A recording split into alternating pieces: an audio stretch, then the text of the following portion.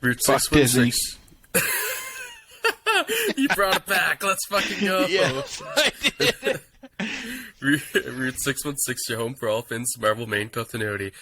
Hello, everybody. This is RJ here, and welcome to episode 32. I actually said the episode number this time at the start of the episode of Route 616, and I only have one co-host this week, and we have Bill. So say hi, Bill.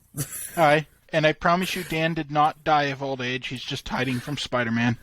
Yet. And yeah, Dan, only the second episode back, and he's bailed on us. What an unprofessional old fucker. How dare he decide to hang with his daughter tonight? It wasn't even that. He's still at work. Yeah, I guess he's got another half hour at work before he even goes. That's true. Spend time with her. That's true. I should send him the specific part, just to troll him. It's not like he doesn't know exactly what's happening. I was sending advice on insulting him in an open group chat that he's a member of. So, back to business here, I guess. We have a pretty good episode today, really. It's pretty solid comics and a Human Torch story. So, at least it's not Ant-Man, though. Well, Giant Man, I suppose. But we're going to start... I got paid. I'm not broke. Hey! Nice. That's how I felt yesterday. My pay just came through. I wasn't expecting it till Sunday, so... Great timing. So we're going to start the episode off today with Fantastic Four number 27. Then we're going to go into some Strange Tales action, with the A story being a Human Torch story, of course, and a B story for Doctor Strange. Then we have...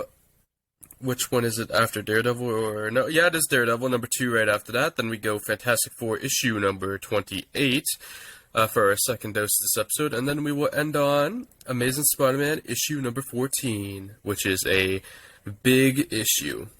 So, exciting stuff today. And for once, we actually have a proper build throughout our episode. Yeah. No, I maneuvered some of this stuff around on purpose so we could actually have a very high note ending today. So that's great. Yeah, but it builds all the way, because Fantastic Four, whatever, 27, kind of throws it off, but from there it's just a steady increase. Yeah. Yeah, that's pretty true. Well, I guess we'll discuss that theme more as we go, too, possibly. So I guess let's look at the credits for Fantastic Four 27 here, as the story is titled The Search for the Submariner, or For Submariner, I suppose. Another Submariner story for Fantastic Four. I'm sure this won't be, won't be the last in this era by a long shot. We have Stanley and Jack Kirby. This is actually the last of their going to the well too often with Submariner stories. Interesting. They kind of start... There might be one more, I can't remember for sure, but they kind of start expanding the universe a lot with Fantastic Four. And then when Subby does show up, it's to do something interesting. I guess there's no room for him for a while in this title after a bit. He gets his own story eventually anyway, so it works out. That's actually pretty close to where we are, I think. It's like 6 months away, comic time. Yeah, that's something like that. So Stanley and Jack Kirby, of course, is their baby, and we got George Roussos on inks. We got cover art, Chick Stone joins Jack Kirby, and letters by Sam Rosen, April 1964 release, 23-page story, and Bill will be taking this one, and let's go. Alright, so this story opens with a splash page that actually advances the plot a bit. Whoa. Yeah, kind of a change from the norm that's been going on. It's a pretty good splash page, too, isn't it? Like, I remember it being a pretty good one, right? Yeah, it's definitely intended to market this comic. Because what it is Reed has invented a thought projector that shows what the person is thinking, and he's tested it on himself, and is projecting a giant image of Sue in a bathing suit. I remember this now. Oh, yes. And naturally, the other guys all want to try it, while Sue's just upset that she's being objectified. And Reed agrees to let Ben test it. And Ben immediately thinks of Dr. Doom flinging a grenade at him, which causes him to panic and fall over backwards. And so Reed decides that it's too dangerous to let them play around with the thought projector. Oh, so Reed has PTSD now? Is that what we're discovering here? Well, that would have been Ben, and quite possibly. I mean, Ben gets... Oh, yeah, I guess if anyone on Fantastic Four is going to have it, it's Ben. He gets put through some shit. Ben does go through some shit. And his mental health is not exactly the best to begin with. Anyway, Sue storms off because she doesn't want her thoughts projected, probably because she still hasn't decided between Reed and Submariner, because Stan Lee loves his love triangles. Oh, boy, does he. And we cut down to Submariner's palace under the ocean, and most of his people have left him because he does nothing but obsess about Sue, and they want a leader that will actually, lead. But he's like, but I have to obsess about Sue. I love her, even though I've only seen her and said like 8 words to her. Yeah, I mean, that's like asking Donald Trump not to golf. And so he gets his warriors to go to Earth's surface and return with Sue as his bride. And his warriors don't like that, so they leave in a plot point that serves no purpose. And Submariner's like, okay, I can go do it himself. So he dresses up in human clothes, and he breaks into the Baxter building, and he incapacitates Ben and the Human Torch. And then he says that he's taking Sue away, and she's like, no, but what about Reed? And he's like, it doesn't matter, he'll stand between us no longer, and then gasses her, because that's how you show someone your true love. And he carries her off and flies back to the ocean. And then Reed comes back and finds Ben and Johnny recovering from being taken out. And Reed was off buying a ring, which is why he wasn't around to stop the kidnapping. And so he finds out that they let Sue get kidnapped. And he's furious, and he's just going to go kick Submariner's ass by himself. And they tried to stop him, but he convinces them to leave him alone, let him go. And he starts using some sort of, device he has that can comb the entire surface of the planet that was never mentioned before and will never be mentioned again. And he starts searching for Sue with it. And Ben and Johnny realize that they need to do something about it. So they burn a message for Dr. Strange to contact them into the sky. And Strange sees it and goes in astral form to the Baxter building. And just as he arrives, he sees Reed leaving in a helicopter. But since he was summoned by Johnny, he figures he'll go talk to him instead of Reed. So he goes inside, and they tell him what's going on. And he agrees to help them. And he goes and starts searching around in his astral form. And he finds Submariner's palace.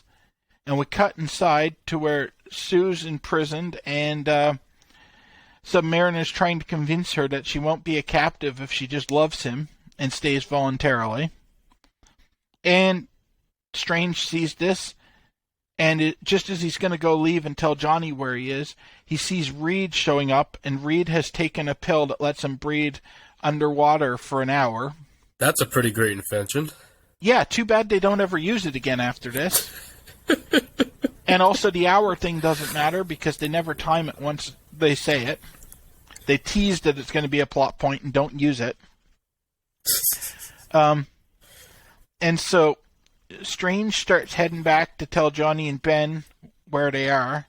And Reed breaks into the Citadel and frees Sue, but then gets captured by Submariner, who rolls him up into a big ball. And Reed gets free and starts fighting with Submariner. And they fight for a bit, and then all of Submariner's guys that left because they were mad at him for wanting to marry a human woman and not paying attention to Atlantis just return. and decide that they're fully on Submariner's side and start fighting with Reed. Like I said, that plot point of them leaving absolutely didn't matter other than a way to fill a panel. Who else is going to lead us? Yeah. And that question will be answered many times in Submariner's solo book. I can't wait. That boy is not good at keeping control of his kingdom. He really isn't. But we cut back to Baxter Building, the Baxter Building, where Doctor Strange shows up and tells Johnny and Ben what's going on. And so they immediately take the pills that let them survive underwater for 60 minutes and then question whether they should have taken them so soon because they might be used up before they even reach Reed. But Strange is just like, no, I'll teleport you there. And so he teleports them there. And they find all the Atlanteans trying to shoot Reed and failing at it. And so they start fighting with them, too. And we have a big old fight. Johnny burns Sue out of her containment field, which she's gotten placed back into. And some of the Atlanteans decide that the way to deal with that is to just flood the room they're in. And so Sue blocks the water with a force field, and Johnny melts the ceiling shut so that the water stops coming in. But then the Atlanteans start tracking them with this drone. So Johnny melts the drone. And we cut back to Ben Reed beating up some Atlanteans and beating up the Submariner. They fight for a while, and then the Atlanteans shoot Ben with this Electro stun ray. And it doesn't work. Ben just gets electrically charged and keeps coming at them, so they all run away.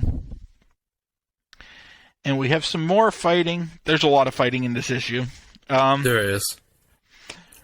Reed eventually turns himself into a bow and arrow and shoots Submariner with it, knocking over a bunch of Atlanteans. And then Reed says that he didn't want Johnny and Ben involved, not because he was mad at them, but because he basically knew it was a suicide mission, and he didn't want them to die. And Submariner recovers and goes back to fight them. They get this giant ray gun of some description that they shoot at Ben, and it doesn't do anything. And they're all like, we used our most powerful weapon, and it didn't stop them. What do we do now? And so Submariner goes and tries to punch Reed, and that doesn't work. And it's revealed that Sue has them encased in an invisible force field. And Submariner's like, wow, you still felt loyal to him? And she's like, no, I'm in love with him, you moron. And so Submariner is kind of disappointed that she's still in love with Reed and decides the obvious solution to this is murder. So he's just going to murder them all, but Doctor Strange is watching what happens in the crystal ball and teleports them away back to their submarine, and they sail back to the surface. And Ben theorizes that Sue may have just said that to prevent more fighting, and Reed's like, I don't even want to know the answer. And Sue thinks about it, how of course she's in love with him, and we leave as Reed mopes that she might not really love him because Stan can't have clear communication, even when people outright say it. And that's the end of the story. Quite an issue. Well, I will say, off the bat, one of the big pros of this issue for me is I'm glad we finally got Doctor Strange and interacted with the rest of the universe. That's pretty cool. Yeah. Especially the FF. Consider that Stan hated Doctor Strange, for them to be intermingling with the FF. That's really cool. He hates Doctor Strange, but I think he was trying to use him to plug the Human Torch that he was still making work. Yeah. It seems He's like, this guy's pretty cool. He's in Strange Tales, and while you're at it, you might as well read the Human Torch story that you might actually care about. That might actually work for me. Great month to do that. Got the Terrible Trio coming. Was that the same month? I don't usually pay attention to the release dates. We'll find out. We'll find out in a minute. But Yeah, I don't know. I think if I reread it, like you were saying off air, that I might not enjoy it as much since I know everything that happens anyway. I think it's a pretty magical first read. I do like that if you put yourself in the mindset of you're in the 60s and you're kind of reading this as you go and everything, it does feel like a pretty good end for now, of course, of the love triangle. For the time, of course, it's still not like closed completely. They couldn't resolve it cleanly. And I will say, like, based on the averages on the site we use, even my first read through, I didn't like this as much as the average. Because this has a 3.5 rating, and I gave it 3 stars. Like, I was on the low end of people liking it. I went 4 on it. Yeah, so between us, we basically hit the site average, but then when I reread it for the podcast, I really didn't like it, and I don't know why. I think it just hit me that it was kind of the same Submariner story, but then I enjoyed it the first time, and everyone else seems to have enjoyed it, so I don't know if I was just salty or what. I think it might just be one that only works on one reading, too. Yeah, that happens, too. I think Submariner's antics get tiring after a while, personally. Sometimes, I think his stuff is too samey sometimes, but... Yeah, I mean, he's been angling down. His first appearance, I think I gave a 5, and then he had a couple of 4s, and this one's just a 3, so... I think Doctor Strange helped boost me to the 4. I could see myself giving this a 3, but I think...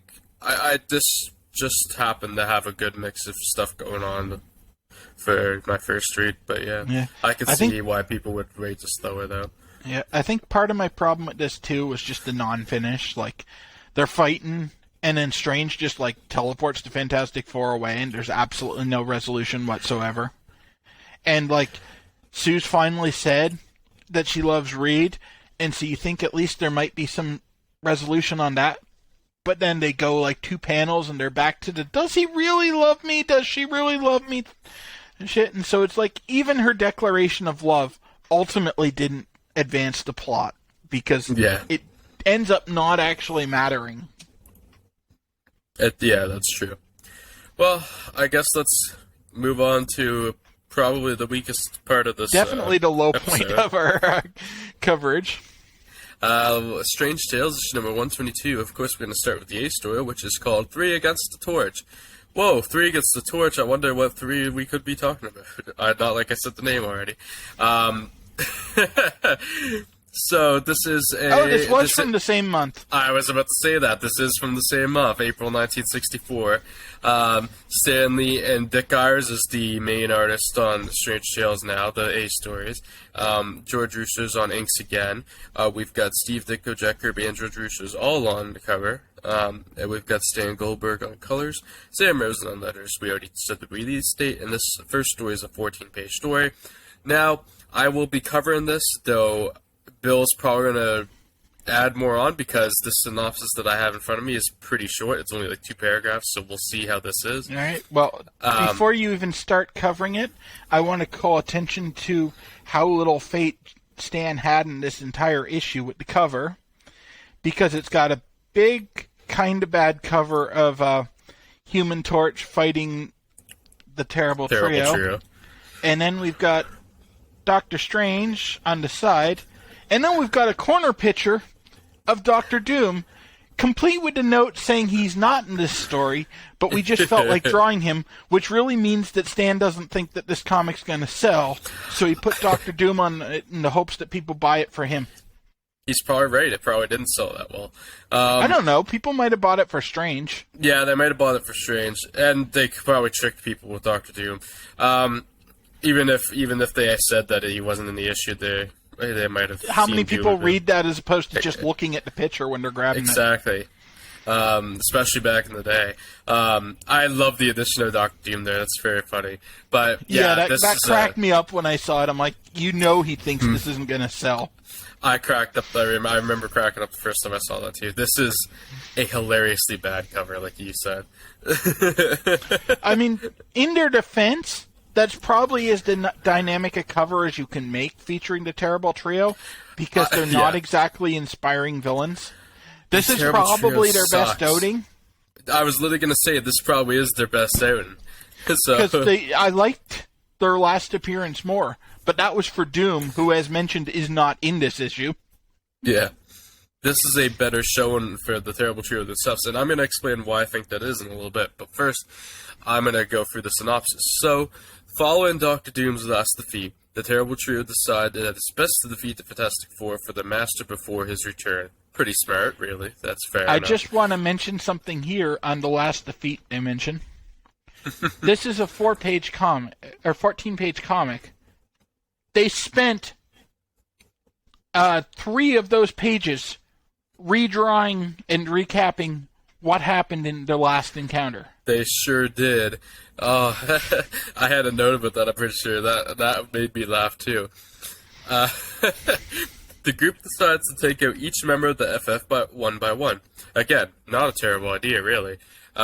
Starting with the Human Torch. Also not a bad idea. Get that fucker out of the way.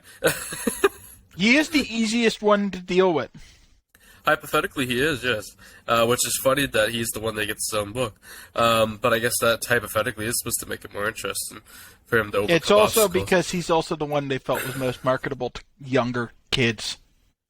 Because part of the reason we don't like these stories is they're written for 9-year-olds.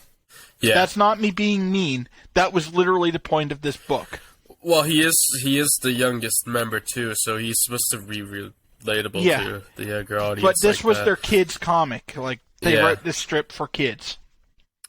I get for the time and having the previous Human Torch, too, that the fire powers be probably pretty cool back then. I could kind of see where they're coming from. Hindsight being what it is, I don't really know how you don't see that the Fiend should be your guy, but here we are.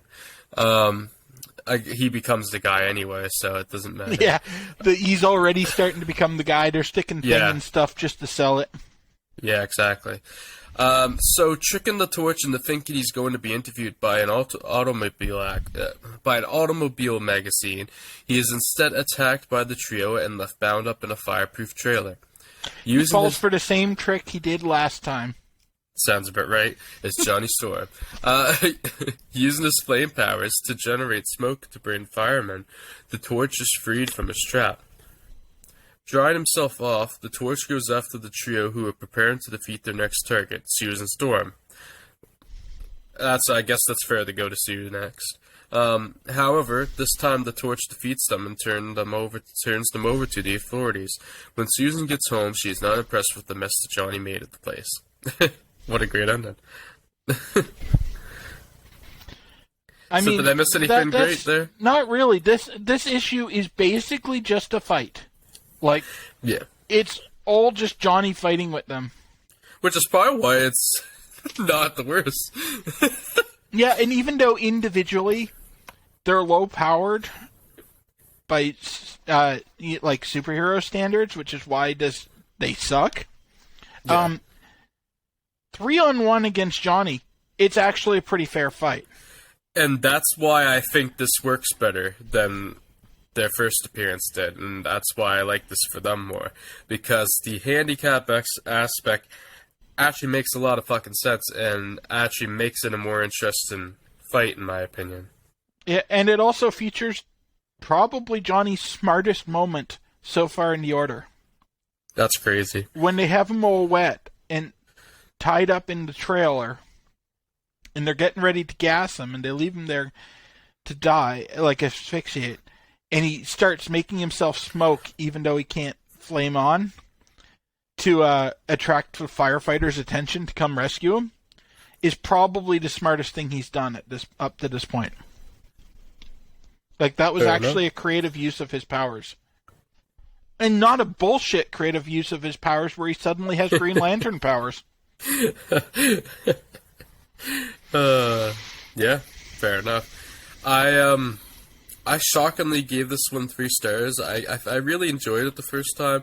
A bit of an inflated rating. I might have just been having a really good night of reading. If I read this again, I'd probably give it 2. But I gave it 2. The site averages 2 as well. Yeah, so. it's fine, but it's not the best. I think Torch story. I think part of my inflated rating is comparing the Terrible Trio's appearances. This was just really good for the trio. Probably their peak. I'm sure they don't ever get past this, really. Don't even remember how they get used after this.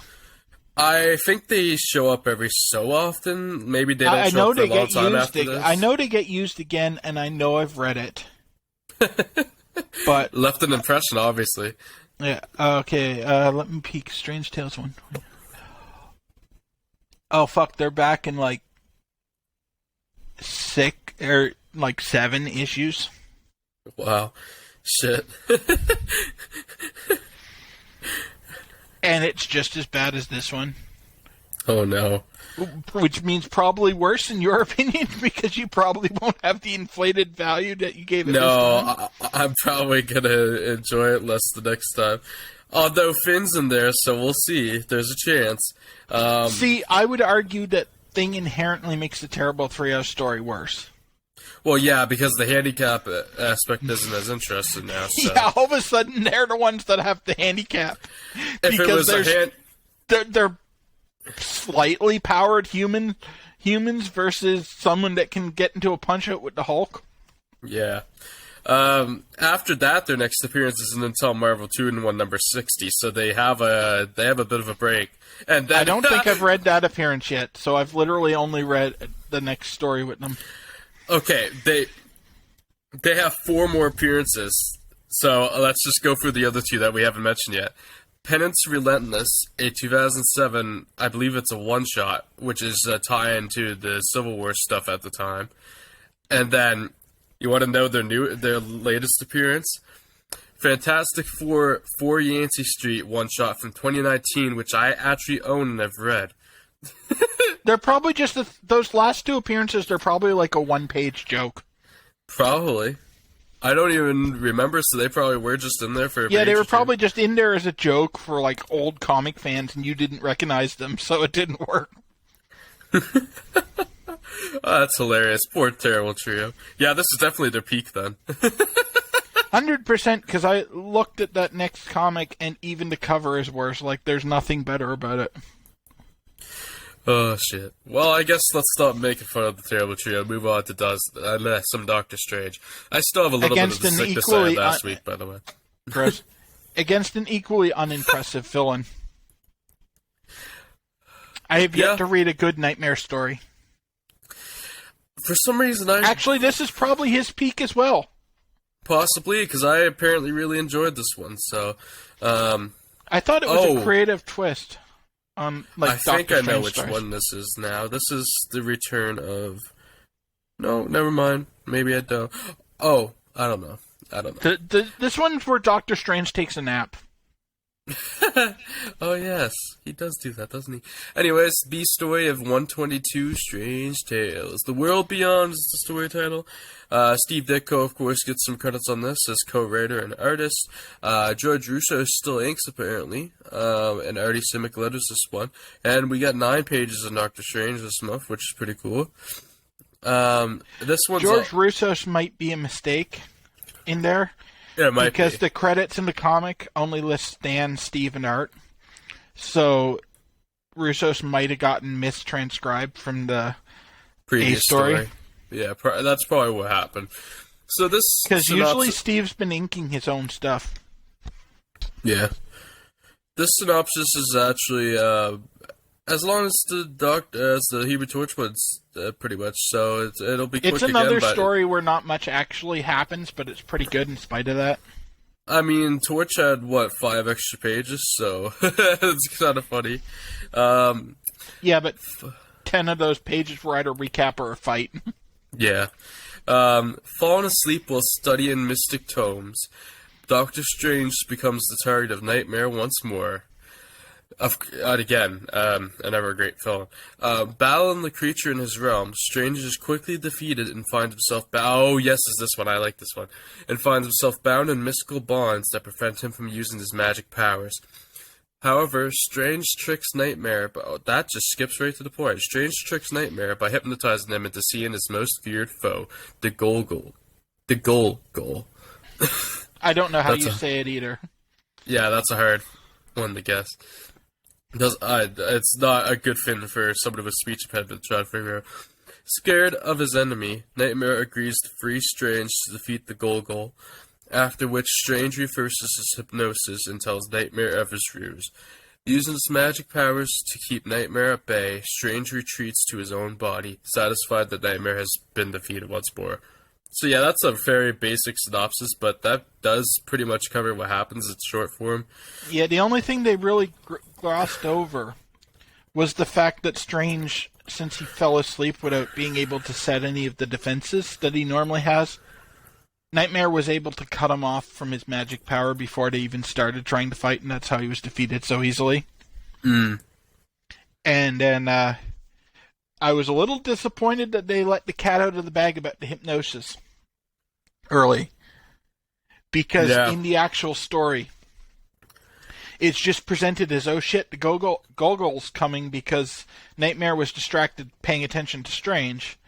And it's not until after he asks Strange to deal with it and Strange banishes it that he's like, oh yeah, I just hypnotized you. Yeah, by the way, I hypnotized you, bitch. This is a never inflated rating on my end. I don't know. I must have just having a really good night of reading or something, but I don't know. I thought this was a solid little story. Solid 9-pager. Arguably Nightmare's best appearance. Maybe, maybe not. It's up to the person, really. Nightmare's another villain. I can't remember where they even turn up next. I'm not a big Nightmare fan. I'm going to look now, though, since Doctor we looked Strange for 170. Have I even read Wow. I didn't realize he had a big gap after this. That's kind of funny. Okay, yeah, he turns up again in April of 1968, so it's not that big a gap, really. I guess. Oh, no, it's 4 years. That's a fairly sizable gap. I mean, it's still a decent gap, but yeah. Yeah, because Strange Tales just turns into Doctor Strange, so yeah. Yeah, it continues to counting. But for a minor villain, that's not a terrible gap. I guess it isn't. He has a decent amount of appearances, really. He's got a ton of potential up to where I am in the order. They just haven't done anything good with him. Yeah. But I mean, in concept, that character has the potential to be awesome. It does. I don't know if they've ever... I guess we'll find out eventually, but I don't know if they've ever taken a full advantage of the concept of that character. Yeah. But yeah, I don't know if I said my rating yet. I gave this one 4 stars. Okay, yeah, you must have been in a good mood. You've been consistently one above me, because I gave this 3. Which is... You're pretty close to the average, really. I'm a little high, but You're a little higher than the average. 2.75 is still in the range of what most people thought. Yeah. I would argue that I don't see why the average isn't a 3 for this. I think this is a pretty decent issue. I understand that I'm overinflating my rating. I think probably some people were just mad about the hypnosis thing. That could be the case. Okay. Well, I could see that. Let's move on to Daredevil, I suppose. Finally, we get to cover issue number 2 after a pretty exciting opening issue. I really enjoyed the first issue of Daredevil. So let's see how issue 2 goes. This one is called The Evil Menace of Electro. That's right. It's second issue, and we're already taking a Spider-Man film. Well, I mean, he's the new Spider-Man. As they keep saying, they got to start stealing his villains early. Yeah. I kind of love that. And then extra bonuses, going back to what we were talking about earlier, to sell this comic, it guest stars the Thing. Oh boy, does it guest star the Thing. So this one is by Stan Lee, and the artist last time, don't forget, was Golden Age artist Joe Sano, who was co-creator of some iconic Golden Age Marvel characters. I believe Namor? No, that was Bill Everett that did Namor. Oh, Bill Everett. Oh, it is Bill Everett that was not Joe Snow. It's Bill Everett that was the artist on Daredevil 1. I had the wrong name. That was the issue. I had the wrong name. So Bill Everett, Bill Everett was. I was thinking I don't remember Joe Snow in the Golden Age, but I was trusting you having the wiki in front of you. No, I just fucked because I just forgot the guy's. I just mixed his name up because I didn't have it in front of me. So yeah, Bill Everett was the artist in issue number 1 of Daredevil, who was co-creator of Submariner. He didn't do Human Torch, did he? I don't. No, Torch was someone else. Carl Burgos was Torch. He mainly did Submariner. He's probably did more notable stuff, but that's like his main. If he did other notable stuff, it was for different companies. Yeah, but the only like major character he's credited for with Marvel was for the Golden Age. Submariner. Yeah. So. For the Golden Age, and then now he technically did co-create Daredevil, so he's got 2 characters under his belt now. So that's pretty cool for him. Bill Everett provided some really good art last time, so let's see how good a job Joe Orlando, the artist of this issue, could do, who is... they talk about briefly in this issue at one point that... I can't remember if it's at the beginning or the end, but they mentioned that Bill Everett just couldn't handle a monthly schedule at the time, so... He would be around every so often, but he wouldn't be able to... Everett was quite old by this point and was starting to become ill. He has some runs back on Submariner, and I think he dabbles in Hulk slightly, but he basically does spot work for the company up until he dies. It's kind of a shame that... I mean, it's good that he got the co-create Namor in the 30s and everything, but man, it's a shame that he wasn't more. If he wasn't able to be more around here, because I think. Yeah, I mean, by this point, he's in his late 60s, early 70s. Pretty impressive. He produced what he did then, probably. Yeah, because it's been 30 years since he created Human Torch, and I believe he was not exactly new to the business when he created Torch. grizzled veteran.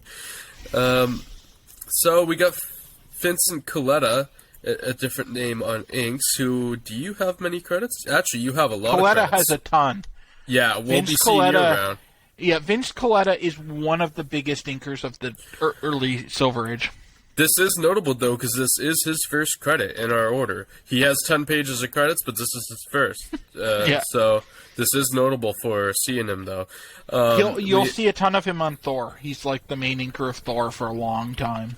Yeah, he goes to Thor, like in some of the next Thors that we're going to be covering here soon. Kirby and Coletta do the cover together, and then we have letters by Sam Rosen. This is an April 1964 release, a 22-page story, and I'm going to pass this one off to Bill, and this might be the one we have the most fun with today, possibly. So let's see. I've got comments about this one. First off, Orlando is a worthy successor to Everett on this title. I really like his art. Joe Orlando does a really good job. I think the coloring is weird, but that might just be the Marvel Unlimited version. The coloring is a little dull at times. I've only seen the Unlimited version, but it is definitely a recolored comic. Okay, I'd be interested to see how it looked originally. Period accurate colors don't pop that much. Like that's digital coloring with no shading and so. The colors feel a little dull at times. They're washed out, but they're not washed out in the way that they're stylistically washed out, as opposed to this is a comic that's been around for 30 years before someone stuck it in the scanner, washed out. Realistically, though, Joe Orlando is a pretty good successor to Bill Everett. I still prefer Bill Everett's art a little bit, but if Bill Everett can't do a monthly comic, then Joe Orlando's a pretty good guy to get, and it's still cool to see somebody different than who we've already seen around. So. Yeah, and he keeps that noir feeling that the first one had.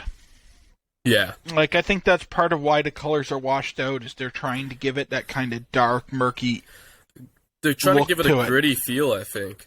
They are, but then the digital coloring they used when they recolored it doesn't work for that, because instead of, like, they had to just use lighter colors instead of,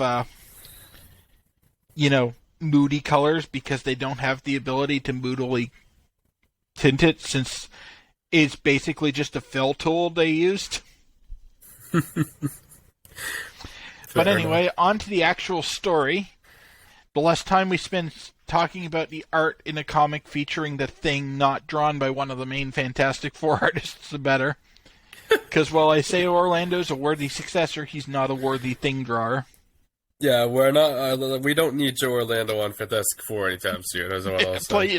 Please no. I was gonna make fun of Kirby and Coletta's Thing on the cover, but this one's way worse. It is. It really is. Yeah. Anyway, we open to the offices of Nelson and Murdoch, where Foggy and Karen are discussing how they have a most unusual client instead of talking to him. And, of course, that client is Ben, who has no patience and just busts into the room. And then in one of the worst instances of comic bullshit, forces the door back together using his great strength so that the wooden door fuses back together after he accidentally broke it, forcing his way in. And then he hangs it back up. Oh, my mind was blown by that. I couldn't fucking believe it. That was incredible. So good. That was good like a ding-dongs match. You wouldn't know.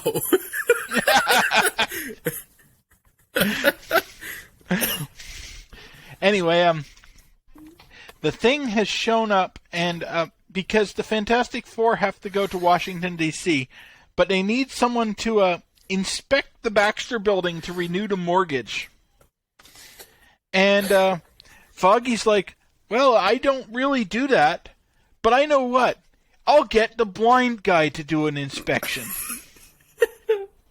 Every bit of this plot is so good. I love this. I love this one. It's objectively a bad plot, but it's so entertainingly dumb. I love this issue because it's so stupid. It's so dumb. Their plan is to leave a blind man staggering around the building filled with Reed's dangerous inventions and like random traps that he's built with no directions at night while they're off in a different city.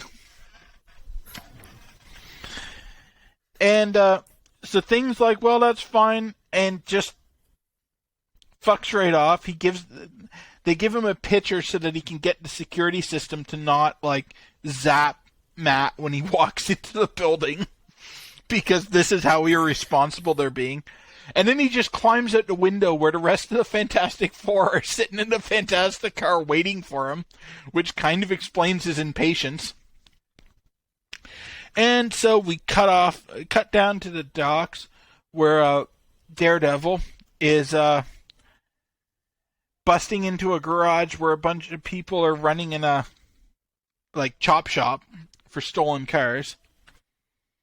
And he just starts beating them up. This is the part where we remind you of the hero's powers. Yeah, pretty much. I mean, I kind of like the trope of early comics just walking you through what they do, although I don't like the tendency at this point to narrate Matt's superpowers through thought bubbles, because it's fairly obvious that they can't really conceive how a person with heightened senses would perceive the world.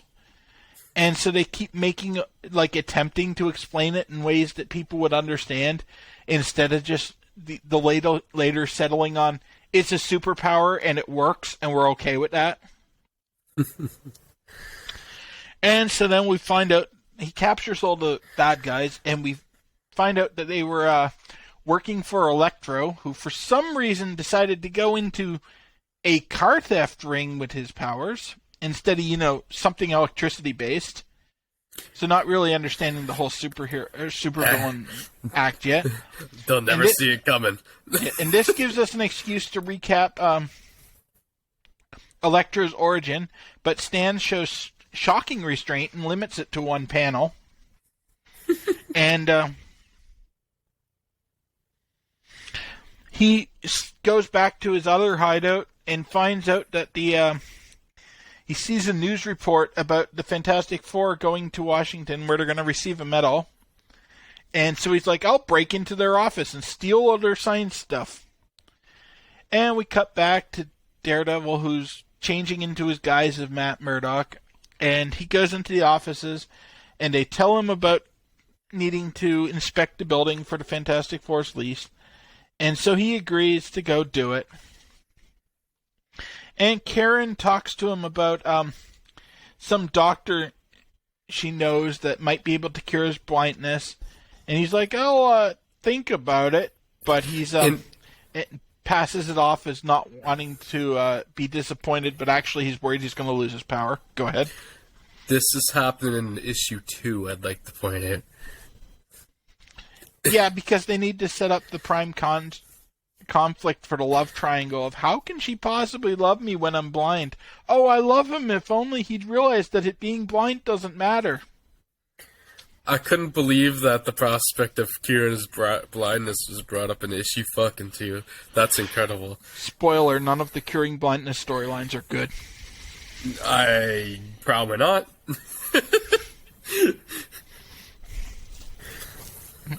Anyway, this gives Matt a chance to ruminate on his origin, which is also limited to only a panel. They're actually doing pretty good on the pacing on this one. And so he heads off to go inspect the Fantastic Four's headquarters, and no one questions the fact that he can't see, so how is he going to know if there's any code violations in there? Do they, just expect him to run his hands over every inch of the offices and hope there's no exposed wires? And I love this story. Yes, and so we see Electro flying to the Baxter building using his electricity. Yep. Oh, okay, I see how he's doing it. If I read this panel, I shouldn't make as much fun. He's using the electrical cables which run up inside the walls, and I can't even keep a straight face pretending that's less stupid. And so he climbs into an upper window, and Matt goes in the front door to start his inspection, and Electro immediately finds Reed's security system and turns it on, and reveals Daredevil, because somehow Matt figured out something was wrong between the point when he walked in the front door and when Electro turned on the security system and put on his Daredevil costume. And so Electro decides that he's going to power up all of Reed's machines and use them to fight Daredevil. And so he powers up this machine and sends an electric bolt through the building to electrocute Matt. And Matt manages to dodge it and turn it off with a conveniently located switch that he uses his cane to operate despite it being right by his hands. And then he trips over the thing's giant barbell and tries to pick it up to hit Electro with. And it's way too heavy because it belongs to the thing. But he's so distracted trying to pick it up that Electro just walks up behind him and tases him. And so Electro's knocked him out and takes him up to the roof of the building and sticks him in the Fantastic Four's rocket ship. And then he goes to try to launch it, but it discovers that Reed has built in a security system so that only someone with the fingerprints of the Fantastic Four can launch it. So he just pumps a whole bunch of electricity into the machine, and it launches the rocket anyway, defeating the entire point of that security system other than that they needed to fill a page. And so Daredevil's launched into space where he wakes up, and he's handcuffed, but he manages to get himself free through a method that Stan theorizes is the method Harry Houdini used in his escape acts. I forgot about this. Actually, I'm saying that kind of condescendingly, but realistically, it probably is the exact method he used because it probably is flexing your muscles to work the ropes loose. I love the shout, though. Yeah. And Well, that's because Stan got fed up with people telling him that his ideas were bullshit. So he's like, I've researched this one. I didn't research how electricity works or how blindness works or how lawyering works, but I've researched this. And so Daredevil gets into the cockpit of the rocket ship and manages to use his senses to figure out what the controls are to fly the rocket ship back to Earth. Like I said, they really need to stop talking about using Daredevil's powers because they're very difficult to explain for a person that doesn't have heightened senses and isn't blind without it just sounding like you're just making shit up and then trying way too hard to justify it. And so he sails the rocket ship back and manages to crash it in a park without hitting anyone. And he's worried that the police who are yelling at him to move his rocket ship are going to find out his identity. So he steals a horse from a carriage and rides it back to the Baxter building and starts climbing up the wall in the Baxter building. And he realizes that Electro's left, but he can track him by the residual electricity in the air. And so he changes into the guise of Matt Murdock and starts following him and passes Karen, who starts yelling at him, and he no-sells it because he doesn't want to be distracted from following Electro. And she's like, I knew he heard me. He must be super offended that I mentioned curing his blindness. And so he follows Electro as far as the he follows. Hang on, this is confusing when I reread it. Yeah, he follows Electro for a bit and realizes he's gone back to the Baxter building for reasons. Yeah. Most likely being the reason being that Stan forgot where he was, because he's definitely at the Baxter building, leaves following Electro, and then needs to break back into the Baxter building without tripping any of the alarms so Electro doesn't know he's there. So he goes to the heliport, changes into Daredevil, and hangs off the bottom of a helicopter tour and waits until it's over the Baxter building and drops onto the roof of the Baxter building where Electro is breaking into Reed's safe to steal all his plans, and he's going to sell them to foreigners. So yeah, Stan definitely just forgot where Electro was for a couple panels. When I was reading it, not trying to describe it, I missed that oversight, and it really threw me when I was trying to summarize it. And so he confronts Electro, who's got the plans, and Electro's just slides down the power cables to escape, and Daredevil follows him using his cane so he's not electrocuted. And then he starts chasing Electro, who's on the back of the car, and he's tracking him with the residual electricity again, which makes me think those panels earlier about tracing him got out of order at some point, and no one noticed, and Stan just tried to make the story make sense around that. Anyway, Electro escapes into a theater, and Daredevil chases him, and they start fighting on the stage, and Electro's shooting electricity, trying to zap Daredevil, so Daredevil just drops the curtain on him, literally, and then grabs the plans and leaves. And the police douse Electro with water so that he shorts out, and then they can arrest him. And Reed takes the plans and sticks them, or Matt takes the plans and sticks them back in Reed's safe and then welds it up so that Reed doesn't notice anything's wrong. And he goes back to the office, and he's like, I didn't have time to go inspect the building yet. And the Fantastic Four show up, and they're like, wow, we paid you to do something and you didn't do it. We'll take our business elsewhere. So they just leave and go find a different lawyer, and that's the end of the story. And Matt just lost them some big clients. He did. This story is a glorious mess. It is. This is where my high must have fell off, and I stopped overinflate rates as much. I did give this one a 3 stars still, which is just above the average, but I gave it 3 stars too, and I mean the average is close enough. It's 2.8. it is. I liked this one though.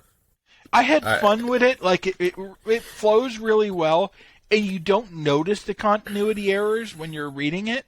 They only really showed up when I was trying to summarize it, and I'm like, wait, he was at the Baxter Building, and he left following Electro, and now he's trying to get back into the Baxter Building. Yeah, it's objectively a bad story, but it's actually really fun to read, so you can kind of overlook it. Yeah, and ultimately, with comics, that's the biggest point, is the story fun? Because, there's some stories that do, like, good creative stuff and just don't land it, and their comics are terrible. And then there are some that they're either a fight for the entire time, or they're rehashing a story that's been done 15 times before.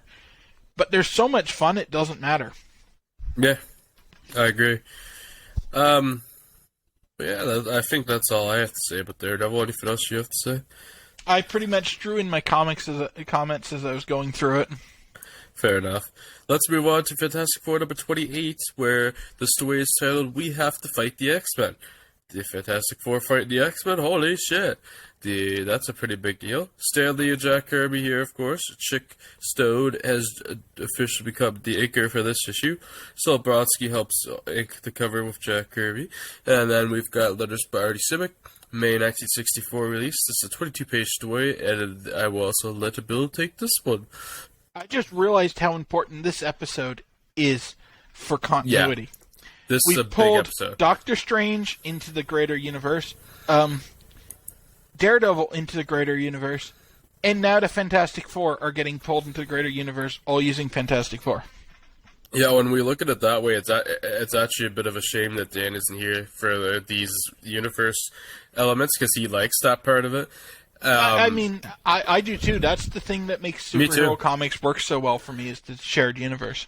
And we haven't even gotten to the debut of Green Goblin yet, so this is just a huge episode. That's actually, ironically, probably the least important development in this podcast. Yeah. Because Green Goblin is a great villain, but there are lots of great villains. Yeah, and we'll talk about his debut and how he lands here in a little bit, but I guess we should move on with the X-Men we have to get synopsis. through this one first. I say that like this one's bad. It's not, despite what the cover would indicate, because that is a terrible cover. And we open with Elisa presenting Ben with a statue she made of him, and Reed and Sue reading the newspaper about the X-Men. And they all talk about the X-Men, just in case you don't read their magazine, so that you know who they are. And Ben accidentally offends Alicia by reminding her of the Puppet Master, because it's not like he's going to turn up 3 panels later. And we cut over to a villain lair where the Mad Thinker has invited the Puppet Master over to team up and together defeat the Fantastic Four. I think this issue immediately lost the point when I learned the Mad Thinker was in it. Yeah, the Mad Thinker is not good. But then neither is the Puppet Master, really. How dare you?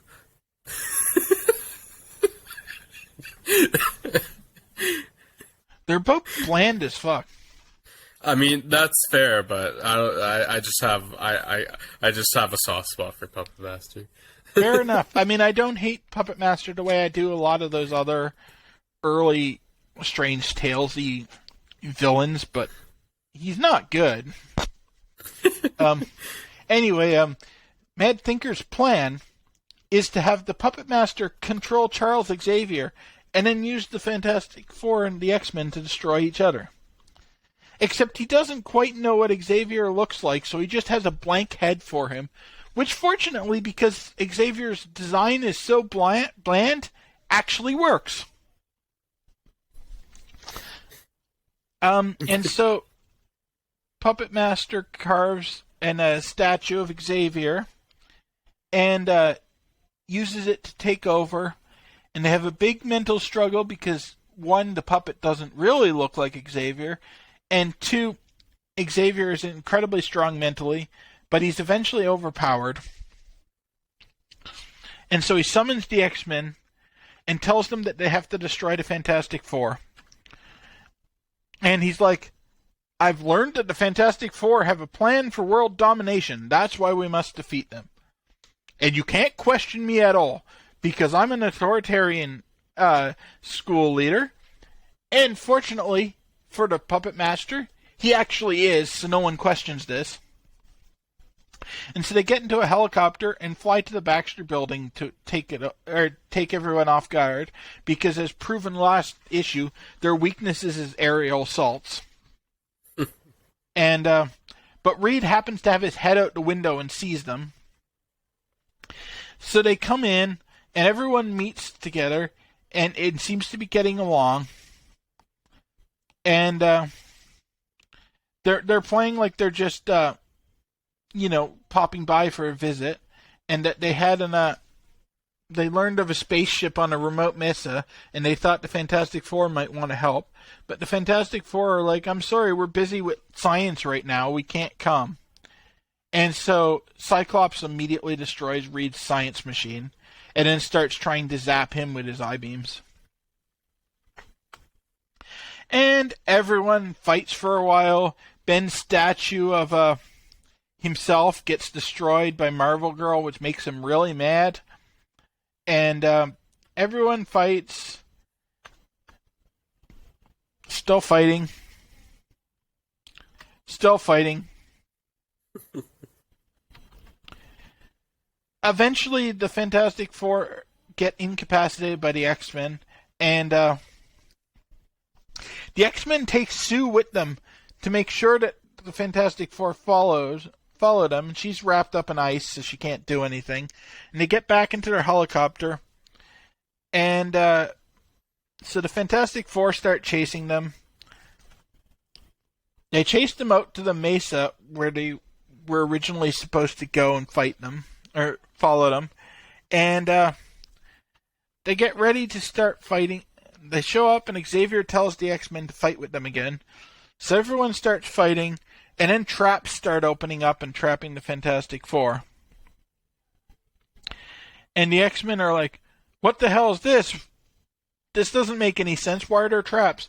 And then Puppet Master and the Mad Thinker and the android come out of the ground and reveal that they had built the entire mesa as a trap so that they could capture everyone. And Puppet Master tries to use Xavier to knock out all the X-Men. And they start getting knocked out, but Beast is stronger than the rest, and he manages to knock the Xavier doll out of Puppet Master's hand and stomp on him, which breaks the control, and so the X-Men are freed from the Puppet Master's control, and the Fantastic Four all get out of their traps and find the X-Men fighting with the android. And so they also start fighting with the android. And eventually Xavier just uses his mind to overpower the android and shut it off. And then everyone figures out what happened, and they chase the Puppet Master and the Mad Thinker down into their lair. And fortunately they had an escape rocket, and so they escape. The Fantastic Four and the X-Men kiss and make up. And then the X-Men fly off back to Westchester. And Reed and Johnny lament that the android was turned to evil. And then they just walk off into the sunset, and that's the end of the story. No, I mean, it's a fight fine. issue. It's fun because it's a fight issue. Like, there's not a lot of plot here, but the fight's good. Honestly, you'd expect more from this one, if I'm being honest. You'd expect a better first meeting of the Fantastic Four and X-Men, in my opinion. Yeah, but that would have required better villains. Yeah, that's part of the issue. I was actually pretty disappointed in this one. Saying that, I still gave it a 3, which is about the side average, but... Yeah, I gave it 3 as well. I was hoping it'd be a 4, at least. Yeah, but I mean, this comic's nothing special, but it's not bad. It's still a big deal because, X-Men Fantastic Four together, but... This is the first time the X-Men have had any ties to the greater continuity. Yeah, that's true. It's a huge deal, but... outside of Iceman. Yeah, outside of Iceman. Because Iceman turned up in Strange Tales. Which they reference in this issue, too. They do, but this is the first time the entire team has shown up in another book, or had people from another book in there, so... Well, at least it being a fight issue, let us get through that one quickly, so... yeah, half of this was just me skipping pages and being like, yep, they're still fighting. Well, I mean, there's not much more to say about that one, For anyone that listens to this one, don't take me just skipping 5 pages and being like, yep, they're still fighting, as it's bad. Because those fights can be quite fun. There's just no point in summarizing the details. If you want to see it, go read the comic. I'm sure there'll be fight issues where we get more detail-oriented later on, but most of these fights early on, there's nothing to really talk about.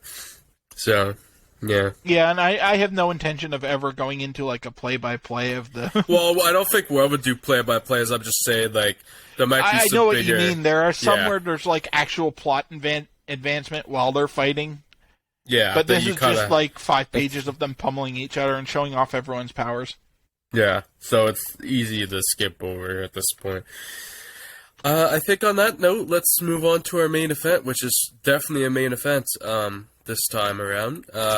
Let's move on to Amazing Spider-Man, issue number 14, The Grotesque Adventure of the Green Goblin is the story title. Stan Lee, of course, and Steve Ditko. This is Steve Ditko's baby boy, Spider-Man. They have all the credits here, besides the colors are done by Stan Goldberg, and letters are by Artie Simic. And we have April 1964 release date, a 22-page story, and I'm going to take this one. We are, by the way, if we look at the cover here, we see the Green Goblin on the cover, which is pretty cool. So first appearance and first cover appearance. And not only that, but the Enforcers are back. Bet you thought I was going to say something else first there. But we see the Enforcers in the background. They're back. First appeared in issue number 10. Because we have to bring back both the shitty trios. Yes, of course. At least it wasn't the same month. Or was it? It was, wasn't it? Is this April? Let me check. Yeah. Yeah, this is April. Same month. It is the same month. I got confused for a second. And this is also guest star none other than the Rampage and Powerhouse, the Incredible Hulk. Which is actually probably the best guest star in this episode for sure. So, let's get into it. This one has about 5, maybe more like 4.5 paragraphs here. So we got some details on this one. Well, I mean, this one has an actual plot, too. It's not just a short encounter like the last 2 you covered. So, strap in for this one. There's a new costume villain in town, boy is there ever, and his name is the Green Goblin. After he's perfected his flying broomstick, you heard that right, flying broomstick. The original design of the Goblin glider was a broomstick. Yeah, it sure was. It's beautiful. He visits the recently released Enforcers and offers them the opportunity to get revenge against Spider-Man. He travels to California to visit B.J. Cosmos, a film director who made it big with his last film, The Nameless Fin from the Black Lagoon in the Murky Swamp. This is a brilliant rip on the monster movies going on at the time. The Fin from the Black Lagoon and blah, blah. And, B.J. Cosmos is also already somewhat established in the Marvel Universe. Is he?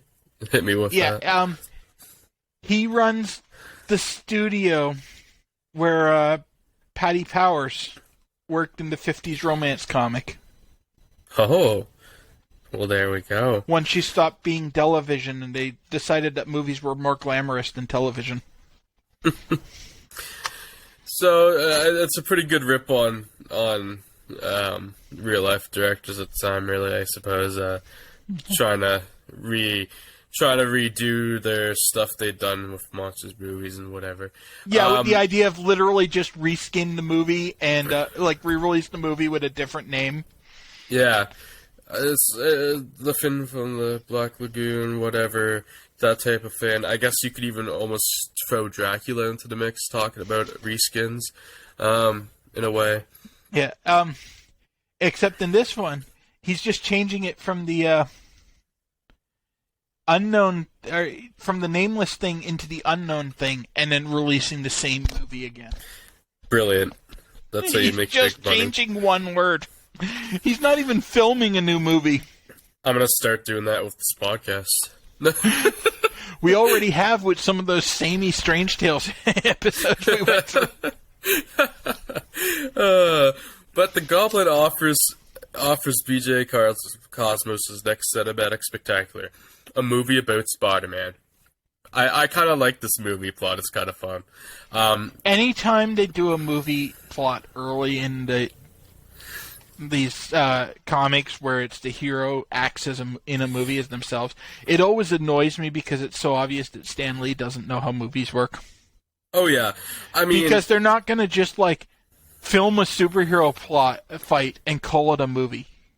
Yeah, well, they're not, and as if they're gonna just, I don't know. It doesn't bother me so much to hiring the hero and so without going through SAG membership and stuff, because that's just boring. But come on, the setup for it is just it's so obvious Stan doesn't know how movies work. Yeah. But returning to New York City, the Green Goblin circles around the city until he draws Spider-Man's attention. He makes a film offer to Spider-Man, who agrees to participate. With the announcement that Spider-Man is going to be in a film, J. Jonah Jameson, Dan's boy, sends Peter to Hollywood to cover the story. Excuse me. This worries Betty Brant, because of course it does, because she believes that Peter might fall for some silver screen starlet while he's in California. Arriving in California, Peter reports to BJ Cosmos' studio as Spider-Man, and he, the Green Goblin, and what he believes to be actors resembling the Enforcers are taken to New Mexico for a desert fight sequence. Great screening on the casting there, guys. I mean, if you can't trust the man dressed like a goblin, who can you trust? That's true. That's that's a motto I live by in life, honestly. The Green Goblin reveals his true motives. Whoa. And Spider-Man battles him and the Enforcers across the desert. So they go to New Mexico and they set up this desert fight sequence that the synopsis had mentioned. And then the crew but the Enforcers and Green Goblin take Spider-Man by himself. There's no crew around or anything. And they were going to practice the scene before they started filming. Yeah, practice in air quotes. So this is their setup to engage the whole big handicap match here. So it's a decent setup. Spider-Man battles him and the Enforcers across the desert. Their fight takes them into a cave where Spider-Man easily defeats the Enforcers who would have fought. However, they stumble upon the Hulk's hiding place. The Hulk's been hiding in the cave in California. Let's go. No, it's New Mexico. They actually this is New Mexico. No, and I did say they went to New Mexico, too. Yeah, and that's actually good continuity, because Hulk does have a cave in New Mexico. No, it is. They actually did great with the continuity of Hulk here. This guest star and appearance of Hulk is actually really good here. Yeah, I make fun of Stan for getting stuff wrong a lot, so I got to call it out when he gets it right too. No, that's fair. That was me mixing him up my shit again. Spider-Man is forced to defend himself from the Jade Giant. Hulk goes on a rampage, of course, classic Hulk. He uses the Hulk's strength to his advantage, though, tricking the Hulk into smashing a boulder blocking at the cave exit. Spider-Man fails to prevent the Green Goblin's escape and hides until the Hulk leaves the area. He leaves the Enforcers to be collected by the police. Returning to Hollywood, Spider-Man finds that BJ Cosmos has canned the Spider-Man movie idea in favor of a Hulk movie, which is pretty hilarious. I guess I gotta get that Hulk movie out. Of course, Hulk's the bigger draw, as would be true to real life. But Spider-Man, because we can ask Ang Lee how good the Hulk did versus Spider-Man. Yeah. When Spider-Man demands payment, Cosmo refuses, citing the contract. Spider-Man would only get paid if the movie was completed. Peter is forced to use the rest of his money to bus back to New York. Meanwhile, somewhere in the city, the Green Goblin resumes his mysterious civilian guise and begins plotting his next scheme against Spider-Man. So, quite the issue. I'm not gonna lie, I was a little disappointed by it. I was a little too, but saying I was disappointed, I expect this to be a 5-star story. Same here. I gave it 4 stars, but I was expecting to give it 5. Same. We were both in the same boat on this one, man. I genuinely thought this was going to be a 5-star. Like, I haven't had as many 5 stars as you either. Like, I've been pretty sparing so far. I genuinely thought this was going to be a 5-star. This is one of Goblin's weakest outings. Probably is, yeah. Definitely before his identity is revealed, this is the weakest one. Because this is also the only one that they don't tease at his identity. All the future issues, they drop hints so that if you know, even if you don't know who the Goblin actually is, you can figure it out. Like, people say that the reveal was Stan just basically giving a giant middle finger to Steve and just, like, blowing his reveal, his character the way he did with MJ. But no, the hints are there from the second appearance of the Goblin that if you pay attention, you can figure out who the Goblin is. Fair enough. It's very consistent. In this one, there's nothing inconsistent in this one.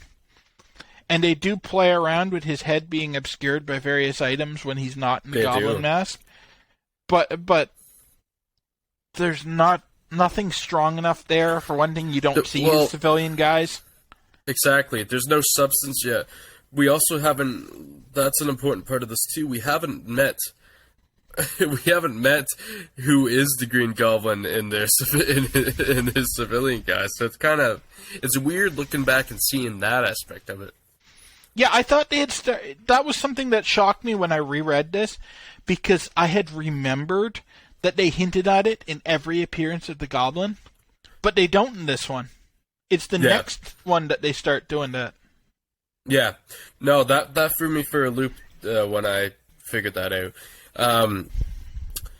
Well, saying that, still a pretty solid first appearance for the Goblin. It's just... Yeah, he's not bad in this. He's just not special. I mean, it's like... How can you... Let's put... Like, he looks like Ric Flair next to the Ding Dongs in this issue. See, I think that's horribly inflating his appearance here. I didn't give this 4 stars on him. I gave this 4 stars on the way all the different elements came together, like you have the Enforcers, and then the Goblin, and the Hulk, and the way all that stuff came together. As far as villains, he's just another guy at this point. There's nothing special about the Green Goblin in this appearance. You know what? I made that joke there, but to be genuine and honest, the Enforcers were actually pretty good here. They weren't that bad here. Yeah, but and Goblin, like I said, there's nothing special about him in this appearance. He isn't that it is pretty obvious they want him to be a big deal, but yeah, because they play at him having a civilian identity, which doesn't happen with any other villain of this era. But his actual appearance, he doesn't do anything unique. Yeah, but what surrounded, looking at what he does, surrounded by who he's surrounded with, he's not special in that way. He is built. He's definitely built to be a bigger deal, though. And I think he makes comments in the issues too, like that, about the enforcer being his lackeys and everything to help him here. But yeah, but I mean, having lackeys isn't special. Doom's been doing that for a while. Yeah, no, it isn't special, but it is obvious he is technically supposed to be the main villain. Is he really? Eh. Yeah, and they wanted you to be curious about who he was. And this is a tough one to judge because, of course, almost any modern Marvel fan knows who the Green Goblin is. So the suspense isn't necessarily there. But I tried to put myself in the position of someone reading this with no future knowledge, and I don't think I'd really care who he was. Like, there was nothing about him that made me like, I really want to know who this guy was. Like, going forward in the future, they have, like, other villains that they tease or reveal for a long time, like the Jackal, and you actually are invested, but this book didn't really make me curious.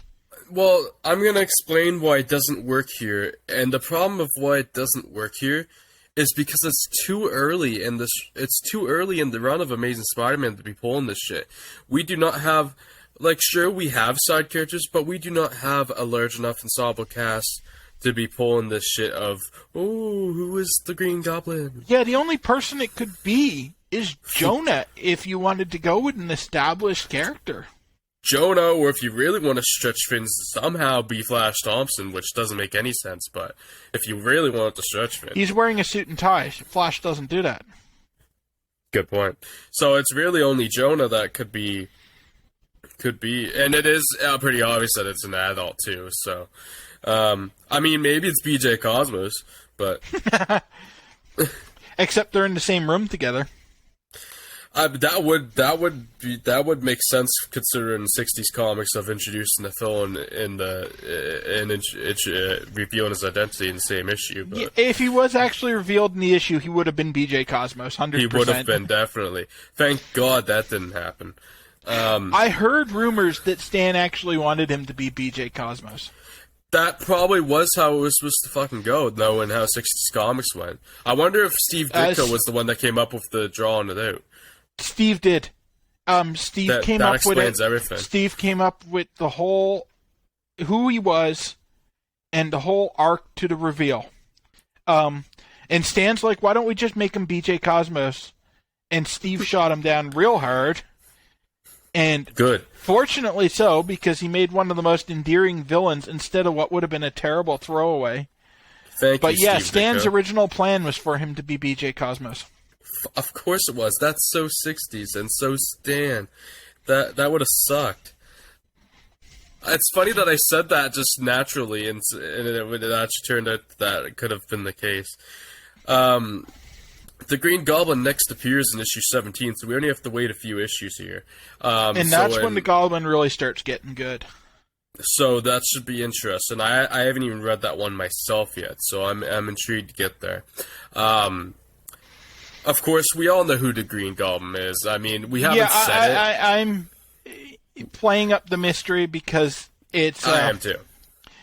You know, kind of going along with the motif of what they're trying to do, but we know who he is. We try to stick to comics continuity as we do this. We're not going to say it. We all know who it is, probably, but we're not going to say it. But I will tease that we find out in issue... Can I go that far? Yeah, go ahead. I mean, I already mentioned characters that haven't even shown up, like the Jackal. Yeah. We find out who Green Goblin is in issue 39, so we have we have a good while yet. Yeah, that's part of why that's part of why people thought that the identity of the Green Goblin was just a giant fuck you to Steve, because it was like right after Steve left that the identity is revealed. It's the same thing as MJ's face. Which was a fuck you to Steve, by the way. Well, because they had a whole running joke where Aunt May and Anna Watson were constantly trying to hook Peter up with MJ, and you never see her face. And then as soon as Steve leaves, Stan has them draw her face. Like, next issue. And so people thought it was the same thing with the identity of the Goblin, but no, that had been planned out from the start, and the hints had been being dropped. So like I said, you could figure it out ahead of time. I'm very intrigued to see this stuff play out. Well, I guess we've probably talked enough about that Spider-Man. Let's move on to pushing next week's episode and teasing what's to come, I guess. So, I suppose if I go into this screen would be better. So, next week we will start off with X-Men issue number 6, where we see Submariner join the evil mutants. What? Also, this is the last episode I have planned out for now, but that will change. We have next after that is Tales Through Sonic, excuse me. Of course, we back to Giant Man, issue number 57. The A story sees a Spider-Man guest star. Can Spider-Man save this title? No. But Spider-Man it makes for a readable Giant Man story. Sure. That's right. You didn't like that one. The B story. Well, the site agrees with me. The B story is a 7-pager instead of 5, which is actually, in my opinion, pretty decent. And it's a solo Wasp story, like a full little Wasp story, and it's actually pretty good. Yeah, I think I liked that one. The site still has a low rating on it, but I think it's pretty good. Then we move on to Journey to Mystery, issue number 105, the first part of a 2-parter, which sees the Cobra and Mr. Hyde team up, and of course that means part 2 is coming in issue number 106. These are the A stories, by the way, where we conclude that 2-parter. And then to end the episode, we have the debut of one of Bill's boys as we meet the Grey Gargoyle. I do enjoy the Grey Gargoyle. I enjoyed the 2. It was pretty good. So we have some fun stuff next week, folks. And if you haven't seen the Grey Gargoyle before, don't you worry. He's our thumbnail character next week. Well, that's going to be a colorful thumbnail. Green Goblin, Grey Gargoyle, perfect sequence. So one of these things is not like the other. I mean, Grey Gargoyle is a boy, but that kind of carries the connotation that he's not actually that good. There's an all-time enduring iconic villain, and then there's Green Goblin. I don't think Grey Gargoyle endures. But yeah, so that's next week's episode issue. That will be episode 33. I'm not looking up how many appearances he has now. Oh, he actually got 3 pages of appearances. Wow. Okay, that's actually I guess decent. He endures better than I expected. Better than some of the other villains in this episode. Yeah. But yeah, we also hoping to do the next bonus episode next weekend, hopefully, so that if that comes true, which we'll confirm next week if it is or not, on the next episode. And we'll have Dan back too. We were going to be doing the Aliens franchise finally. Let's fucking go. We're supposed to do that in November, but stuff came up. So yeah, and we also have planned out our next 3, I believe, bonus episodes after that. But I'm going to leave that as a tease because we'll reveal that next week as well, when Dan's around and everything too. So anyway, guys, if you enjoyed this and are on YouTube, please like, subscribe, comment, and share if you'd like to. Probably YouTube's arguably the best way to watch this if you want to see our faces for some unknown reason. If you just want to listen, some people are masochists. Fortunately, the Venn diagram of people who are masochists and people who not only read these old comics but would watch a podcast on them is probably a circle.